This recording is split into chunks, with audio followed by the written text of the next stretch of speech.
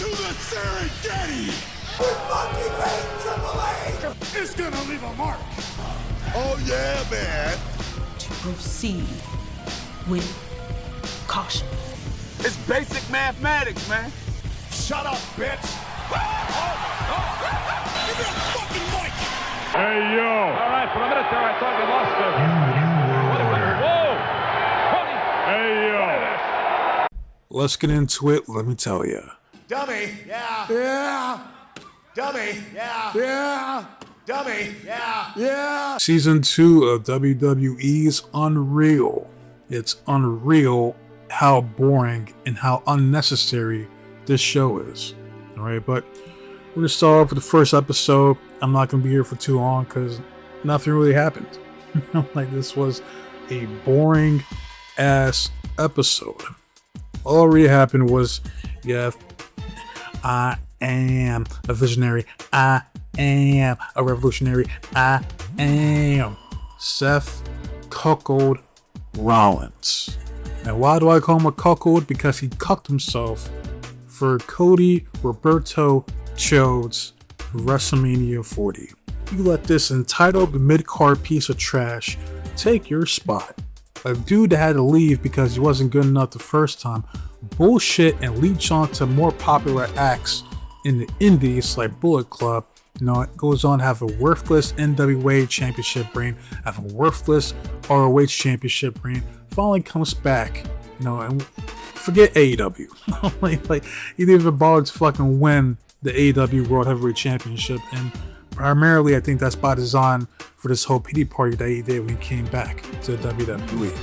Right? But you let this dude take your fucking spot, doing all this bitching, whining, belly aching, complaining about not main eventing WrestleMania. But you allowed this dude to come in and main event WrestleMania when you've been here the entire time since you've been signed. You know what I mean? And that's the reason why I called Rollins a cuckold. Right? Ridiculous.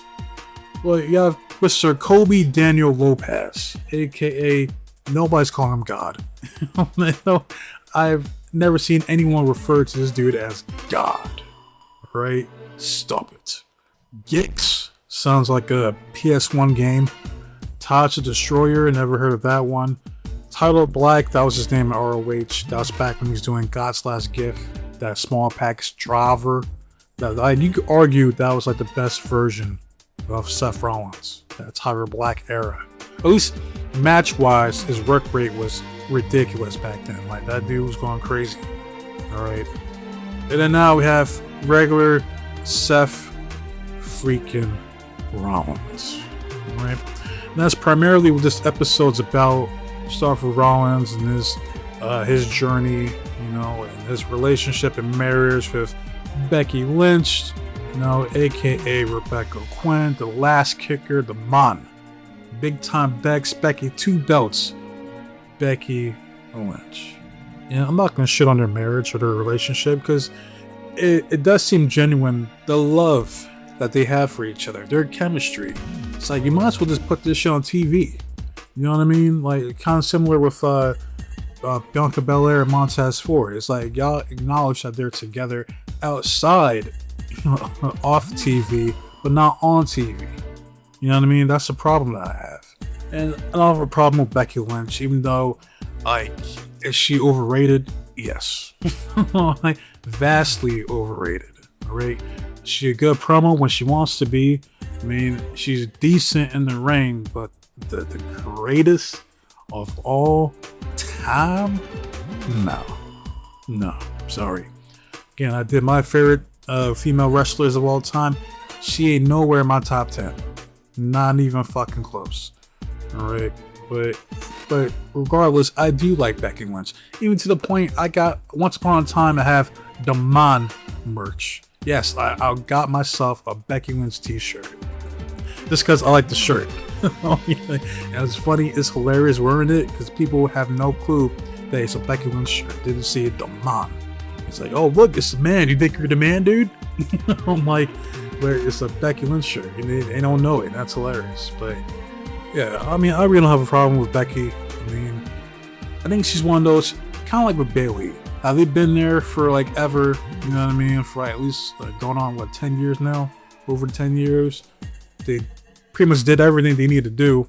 You know what I mean? Like, she's another one they needs to just get away for a bit. Not like, I mean, kind of like with Natalia. You know what I mean? How she kind of reinvented herself with that Natty by Nature gimmick that she's doing, even though they fucked it up on TV. Something like that, to where she's on the indies, kind of reinvents herself. Like, okay, perfect example, like Mercedes Moné. You know what I mean? Something like that. But, I mean, that will require her to get signed by a different company. But maybe that's what she needs. Maybe she needs to step away from WWE. Because, I mean, what more can she do at this point? You know what I mean? You're a Women's Intercontinental Champion. I mean, you could go after the Women's United States Championship and try to elevate that, but good luck. You're a former NXT Women's Champion, multiple time WWE like fucking Women's Champion. Like, she's done it all. So I don't know what you do with Becky Lynch at this point. You know what I mean? Or I mean, she could reinvent herself. I mean, I pitched the idea of Becky Hogan. You know, she taps into her inner Hogan brother. You know what I mean? That still could work. I'm telling you. Like, rocks the green and yellow, so the red and yellow, green and yellow, because she's Irish. You know what I mean? Kind of playing off the last kicker, but more patriotic. Eat your corned beef and hash, sister. Something like that. You know what I mean? It would be so ridiculous that it could work. As far as Rollins, he's just so goofy. Just stop being so goofy, man. You know, just stop with all the extra stupid shit and wearing the outrageous fucking Chronicles of Narnia clothes that he comes out to from your wife's closet. You know what I mean? Like, stop it. And no more stables.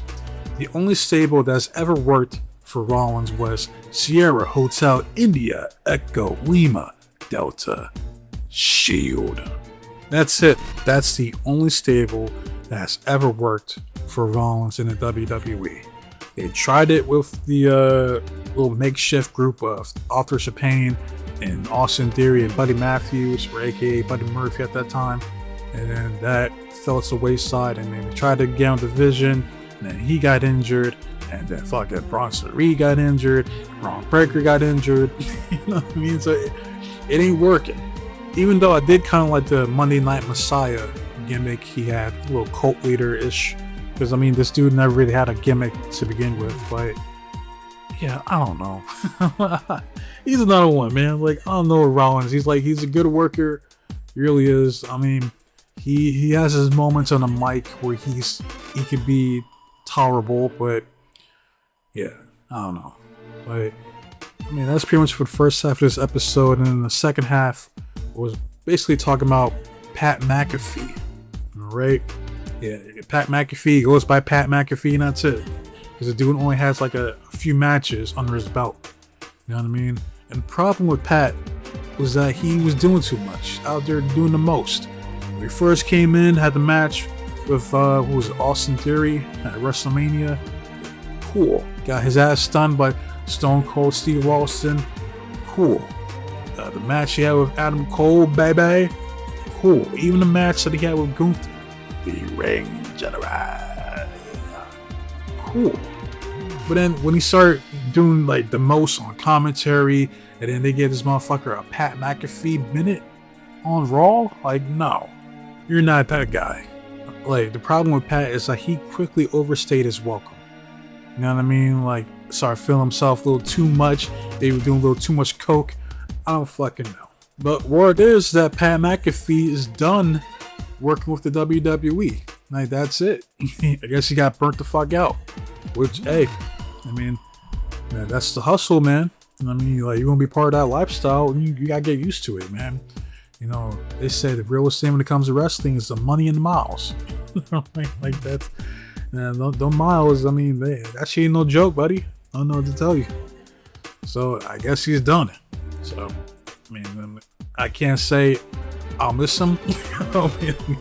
I'll be lying to you, but maybe he'll be back sometime in the future when he's like, I guess ready to come back, I guess. I don't fucking know. But I mean, he has some good moments. Again, I guess his best moment, in my opinion, my favorite Pat McAfee moment was his match against Austin Theory when he came out to Seven Nation Army, and the whole crowd was behind Pat.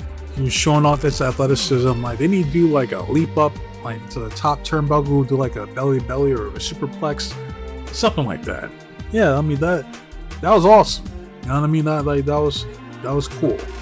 But yeah, I mean, like, time flies. You know what I mean? And the last thing I want to talk about is Triple H. Ugh. I'm watching this dude on this episode, and I'm like, why does he feel the need to be like, why does he need to whisper? You know what I mean? Why does he be so close and like talking to their ear? You know what I mean? Like I noticed that about him. Like, Pat, you know, hey, if you go out there and you get winded, hey, you let the other dude know. All right, you like take pause, you know, breathe, relax. You're the one that's in control. Like, why couldn't you say that like from a distance? Why you gotta be so up close and personal with this dude, man? It's weird. And of course, he had to get his shit in, talking about here in the WWE, we don't take any days off. You understand? We're in this business for life. What? Okay. Alright, dude. Yeah, I hear you, bro. I can't. This dude, man, he's just such an egomaniac. It is outstanding. Fucking outrageous. That's what that is. But yeah, I mean, I'm surprised I made it this far in this video because, again, this episode, it's an easy skip.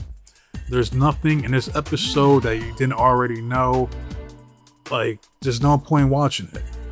You know, and then a little bit of Lyra Valkyria going over her feud with fucking Becky, but do I care? No. No, I don't. So that's it. That's all I gotta say about this shite. So maybe the rest of the episodes, like 2 through fucking 5, would be better. I don't know. But when I watch this bullshit, like, I need to be mentally prepared. You know what I mean? I need to be in the mood to watch and stomach this bullshit, this propaganda that's being fed to me. You know, but I'll watch probably the rest of the episodes this upcoming week, so I can just knock it out. Because I'm already like what, 2 months late as it is, because we're fucking fixing to be in April here soon. So yeah, but that's all I gotta say about this shite. All right, y'all, let me know you guys' thoughts on episode 1 of WWE's Unreal. All right. But wishing up you guys this time, and with that said, be safe, be blessed, take care of yourself, protect yours, loved ones, stay warm, stay dry, stay frosty, but most importantly, trust in God. God be with you. I'm out of here.